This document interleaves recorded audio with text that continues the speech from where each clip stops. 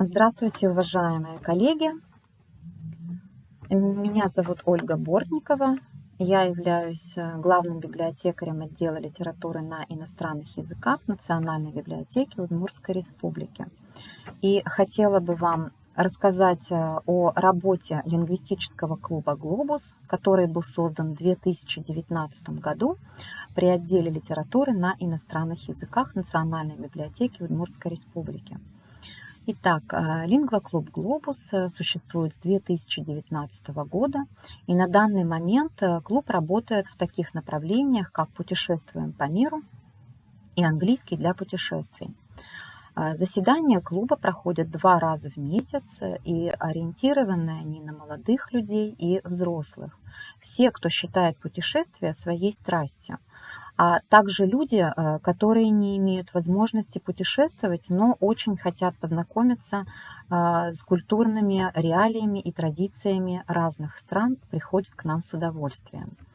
Итак, что касается направления путешествием по миру, целью данного направления является информационная и просветительская деятельность, содействие путешественникам в организации поездок, а также объединить людей в целях общения, связанного с их общими интересами.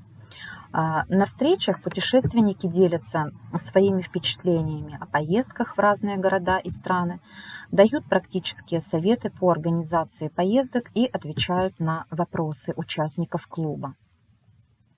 В качестве спикеров мы приглашаем также и наших соотечественников, которые живут за рубежом.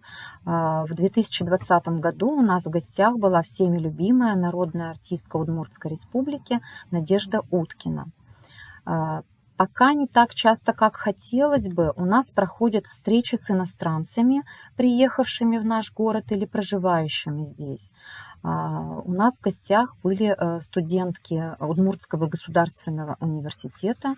На слайде вы видите Валентину из Сербии и Ли из Китая.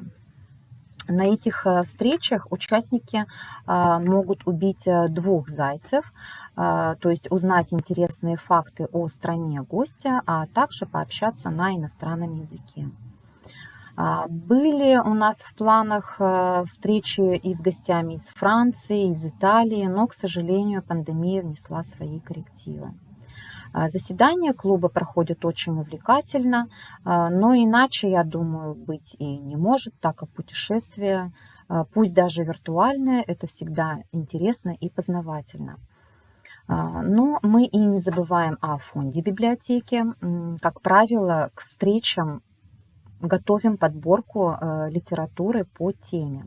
Это учебные пособия, художественная литература, путеводители по городам и странам.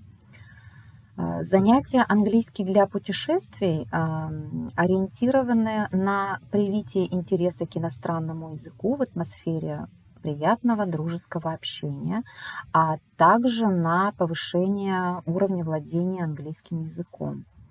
На уроках разбираются типовые ситуации общения, участники разбирают слова и фразы, которые помогут им чувствовать себя комфортно в зарубежной поездке, делятся своими впечатлениями на английском языке, конечно же, о своих путешествиях.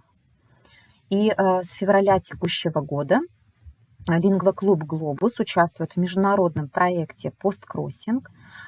Посткроссинг представляет собой обмен почтовыми открытками между людьми из разных уголков мира и также своеобразный способ международной переписки на английском языке. На слайде вы видите профиль лингвоклуба «Глобус» на сайте посткроссинга. Участники занятий английский для путешествий от лица клуба подписывают и отправляют открытки в разные страны. Также получают открытки от людей из разных стран, разбирают тексты посланий на открытках в процессе занятий. И на слайде одна из открыток, которую мы получили из Германии, города Кассель. И нужно сказать, что открытки из посткроссинга, в свою очередь, пополняют коллекцию зарубежной открытки, которая собирается и хранится при отделе литературы на иностранных языках. С февраля 2020 года при клубе проводились также занятия «Путешествуй с эсперанто», где желающие могли изучать международный язык эсперанто. Но, к сожалению, опять же, из-за пандемии занятия пришлось прекратить. В перспективе мы планируем расширить формат мероприятий. Есть идеи для дальнейшей работы. Мы открыты для всех и для каждого, и если у вас возникнут какие-то вопросы, вы можете написать нам на электронную почту, вот которую вы видите на слайде, или на страничке Facebook отдела литературы на иностранных языках Национальной библиотеки Удмуртской Республики. Всем спасибо за внимание.